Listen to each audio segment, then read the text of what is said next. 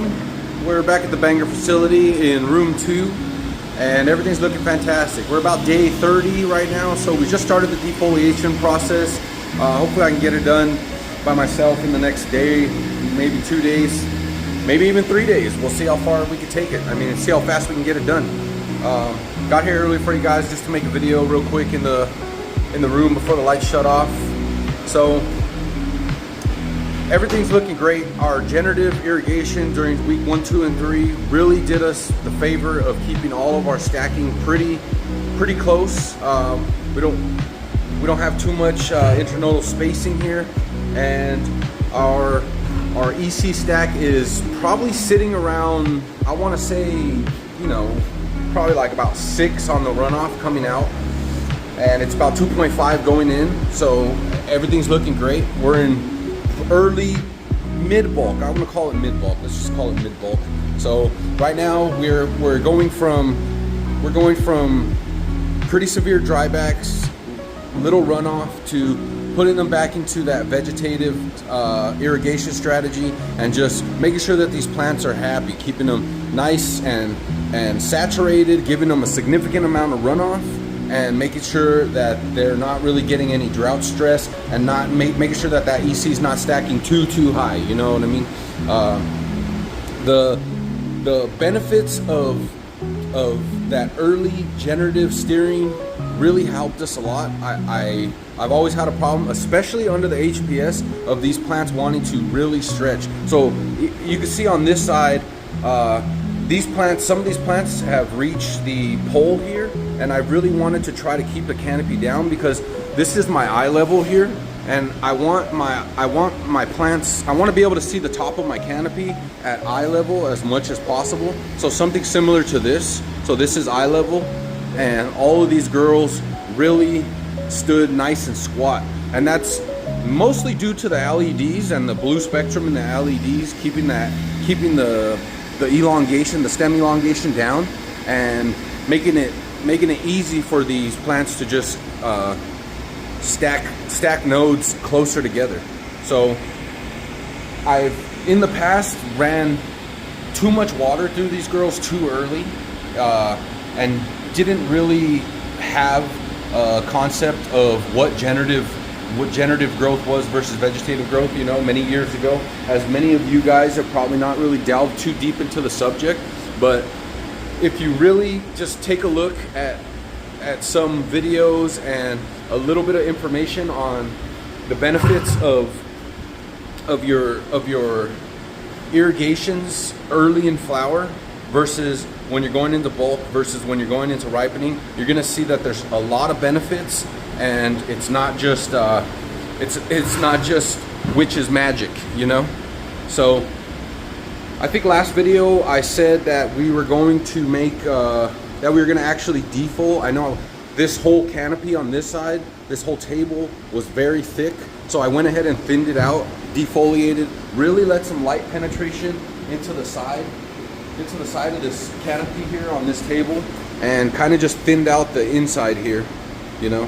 Gave us a little more light penetration deeper into the canopy. Started this table, I think I got about halfway done with this table last night, and we're gonna try to get everything else cleaned up within the next day or two. You know, you don't really want to be leaving it too long. But again, guys, I run this whole place by myself pretty much 90% of the time, so it's a little more time consuming when you're in here just by yourself trying to pull leaves and get everything defoliated. So the test, quote unquote test, that we're doing is running LEDs on this side of the room. This used to be 2 separate rooms, and we went ahead and knocked the wall down and just made it one complete room. But we're running LEDs on this side of the room, and we're running 2 different. In all my other rooms, I run these LED Lux 645 Pros, and I've had great results. But we got some of these Gavita 1900s, and we're running these. They're a little bit more high bay, so you can see the difference in where the lights are. And what I'm hoping to do is run a checkerboard pattern on this side of the room. You can see I have one LED right here. Well, I have half the lights off right now, guys, just to make you guys this video just because the fans are super loud and I just wanted a little better lighting in here. But I'm running this singular LED right here to kind of see exactly what's going to happen in this mixed spectrum area, all of this area, and bleeding over into this one. And then I have another Lux HPS right here, which I'm also planning on switching the rest of the HPS in this room to this one, because this thing puts off a crazy amount of PPFDs, crazy amount of par for what it is. I think it's just that hood design that Lux did that just really kills it. So what I'm hoping to do, like I said, is make a checkerboard pattern in this room with the HPSs and hopefully see some great results with that. Anybody who does grow under HPS or has grown under HPS in the past knows that the expressions that come off of a lot of these plants under HPS is going to be like it's just going to be a slight grade above your LED lights. Now, don't get me wrong, a lot of breeders and a lot of new strains coming out are getting bred under LED lights. So there is a significant amount of genetics out there that will give you great expressions and great results under LEDs.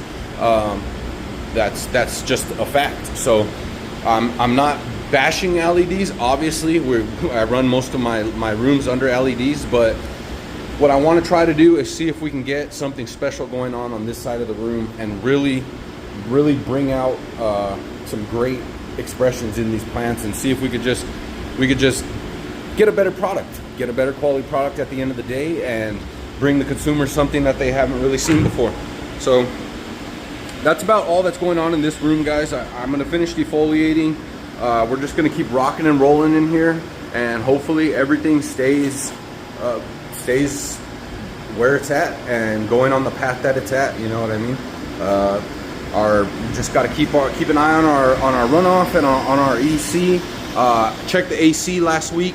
Wound up having a clog in the drainage pipe, so I went ahead and pulled that off, pressure washed that whole thing out, cleaned the coils while I was up there, and everything's been running pretty good. So so far so good. Let's take you guys over to room 1 real quick, and we'll see exactly what is going on over there. Check out these stacks on these baby girls right here. But yeah, let's go over to room 2 real quick. Give me a second. All right, guys. So we're in. I think I said room 2 over there. I meant room 1. That was room 2 that we're in. But we're in room 1, and you can see everybody's looking beautiful in here. Everybody's praying, and just, I mean, this is what I'm talking about when I say that I want my canopy to be a little bit shorter. So we're coming up on day 20 today. Day 21 is tomorrow. So we got probably about like 2 to 5 days left of stretch before these things stop, and they're barely starting to reach the top of the trellis here, and that's exactly what we wanted. So this is the on top gorilla table, and you can see I thought it was going to get a lot taller, but canopy's a little wonky, and that's just because these gorillas, like, look at this plant. This thing just grows completely lateral.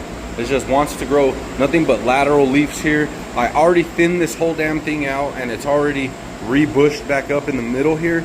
So again, I'm going to come through and clean out a bunch of these leaves in the middle just to let some light penetration in here, and hopefully we can get a little bit more vertical growth. Like, I'm usually not the one complaining about vertical growth here. I want more lateral branching to fill in the canopy, but this room seems like it needs a little bit more. You know, we got kind of this spot right here that's kind of lagging, which at the end of the day we could just lower the trellis. It's not that big of a deal, but it's like, so I said, like, it's day 20. It's day 20 in here. The buds are starting to stack, and everything's starting to put out nice sized flowers. So what I hope to do is what I hope to do in this room is start now transitioning over to bulk. So we're gonna go from generative steering generative irrigation, not getting much runoff, to now, day 14, we came through, we hand watered everything and really gave them a nice flush to reset the EC in here. And so far, it's been a great, I've been getting great feedback from the plants, is the best way to put it. And when I noticed that they were getting too big of a dryback, I was a little concerned that they were going to start reacting funny to it. Also had a little bit of tip burn here, if you can see, just a slight bit of tip burn there. And I checked the runoff, and the runoff was coming out about 7 or 8, you know, so that means inside of our blocks we were probably sitting around like 4, 5, 6, you know, and that's kind of not really ideal. I just did that at the R&D room, and it wasn't my favorite thing, so I went ahead and flushed them day 14, brought that runoff back down to about 6, so now we should be sitting at about 3.0 inside the blocks, and everything's looking just stellar in here. I'm super happy with the size of these nugs, super happy with the internodal spacing. We got really good spacing going on here, and that's hopefully going to result in a nice compact plant that produces nice compact buds and doesn't give us this super lanky growth that makes it harder for light to penetrate deeper into the canopy. And the way that they're sitting where they are now, we should get some even light distribution throughout the canopy, especially after we come through and defoliate on day 30 or so and just pull out a bunch of these leaves. So, and also for you fan Nazis or you fan police, I cleaned the damn fan, okay? don't get on me about the damn fan anymore. I promise you, the little bit of dust that was on the fan is not gonna get on the fucking plants. The shit from spraying in here, the sediment gets on the fan, and some of the dirt just sticks to it, you know. So anyway, whatever, off the damn fan. But yeah, so we're switching over to generative growth, all LED in here, mostly all Lux 645s. We do have this row under the Gavita 1900s, and so far so good on this side of the room. So far so good on pretty much all aspects of the room. So we'll see what happens. I'll keep you guys posted. Hopefully we can actually hit some solid numbers out of here, and hopefully we get some pretty decent quality out of here as well. But yeah, everything's praying in here. Everybody's happy. We're sitting pretty, and let's see how we do in this room.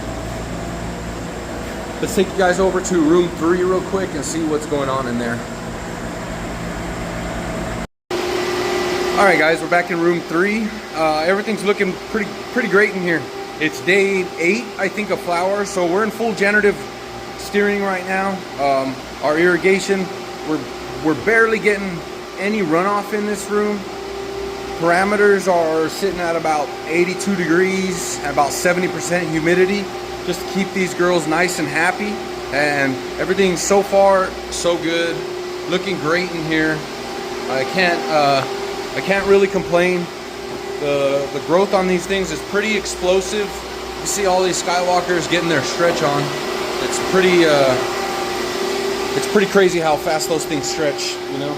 If you look at the Gorilla table here, we got a little more squat plants. Over there, the Gelato 41, looking good as well. Really can't complain. Everything's kind of going exactly as planned in this room. And then we got some of our testers here. So we got a original forum cut Girl Scout cookies. We got a Thin Mints, and then we have a Gorilla. This is going to be a Gorilla cross. Sorry, it's just a different phenotype of the GG number 4. So we'll see exactly how that comes out. I got it right next to the Gorilla table, so that way we can get some actual good results under the similar lighting that we got going on here. And then this is all the King Louis, and you can see the canopy's not quite as dense as some of the plants on this side of the room. You know, the Gelato 85 I mean, the E85 is doing pretty good for me. You know, I can't really complain about anything on this half of the room. The air circulation in here is fantastic. I've really been trying to, as of late, just really work on bumping up my air circulation in all my rooms to kind of homogenize the environment. You know, in the past I used to just run wall fans, you know what I mean? But as of late, we've been running these larger max fans kind of under the table. So there's a max fan way back there, and that's blowing all this air under the table and bringing it back to this side of the room, and then this thing is just blowing it all back over the canopy. So we really just have this big circulation going in this room. And what I've noticed is that there's no hot spots. You know, in the past I would have, you know, that back corner over there, because of the way that this room is built, that back corner over there would have a lot of stagnant air, and also on this side of the back corner would also have a lot of stagnant air. So what I've noticed is this is really keeping everything really homogenized, and I haven't been having any funky growth, because in the past having all that stagnant air in the back corner over there just really never did those plants a favor, you know. And then also there's one vent there of AC that comes out, and then there's another vent there and another vent there, or sorry, there, but all that cool air that would come out of there, because that's closest to the air handler on the unit, all that cool air would just sit back there. So I figured the best thing to do is pull all that air this way, push all that air this way, and since cold air falls to the ground, I put the fan on the ground on that side. I did have it up on the wall before, but I figured I might as well put the fan on this side of the room, higher up in the room, to just really exchange all that air and bring all that cold air that's falling to the ground over there this way. So far I love what I'm seeing, so hopefully it does benefit in this room. We've always had more problems in this room than all of the others because of the way that it's set up. These big long vertical hallways, the way that it is just a pain in the ass, you know what I mean? It's there, the room is harder to work, and also the environment is harder to control. So what I'm hoping is that it really shows us a benefit and gets us exactly what it is that we're looking for.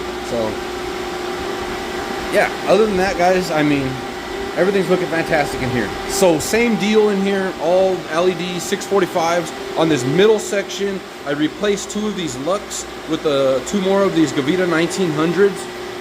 And last run, I noticed that a lot of these plants under the Gavitas wound up, they stacked up super nice, and they got really nice color on them. So I don't know, I mean, maybe we switch everything over to the 1900s. I need a few more runs to see exactly what it is, if it was just a fluke or what it is that comes out, and make sure that it's going to be a consistency and not just some random, you know, just random thing that happened. Just maybe we had a little bit better airflow last run, maybe a little bit better light penetration, a little bit better defoliation. You know, you just never know. The best thing you can do is just try to be consistent with your techniques and your habits, so that way when inconsistencies pop up in the garden, you make sure that you have a log of that, and you can kind of see exactly where things went wrong and what it is that you might be able to change on the next run, as opposed to just doing a bunch of random shit and not logging it, and then having a good run or a bad run and not even knowing exactly what happened. You know, that's the best thing I could do for you guys, is just tell you guys that staying consistent in your patterns and making sure that you're taking notes on these things is the best way to find what and where the inconsistencies in your garden are. So I hope that helps. You guys got any comments, any questions like that, let me know down below. And I appreciate every single one of you guys, especially you guys that made it to the end of the video. If you guys could shoot me a like and subscribe, I'd really appreciate it. I'm really happy that this channel is getting a little bit of traction. I've had this channel for 15 years, and you know, I've intermittently made videos. I had to take down a bunch of videos that got age restricted, and all of this other nonsense that I've been going through when they had the Great Purge back in 2019 on YouTube, and they were really being weed Nazis, so they didn't really let anything on YouTube that had anything to do with cannabis. So I kind of just stopped making videos for a while, and I thought, hey, why not? They seem to relaxed a little bit, and started to let the community start making videos again. So I went ahead and started making some videos, and I really thank all of you guys. Appreciate every single one of you guys that has subscribed, and I just hope that I can share some valuable information with you guys, and hopefully aid you guys in your smaller gardens to be able to, you know, level up a little bit, and be able to just run different techniques, different patterns, maybe just get a different perspective on growing and what it is. Try to bring over some of these bigger agricultural practices into your garden, and see if you can get yourself a better grow at home. You know what I mean?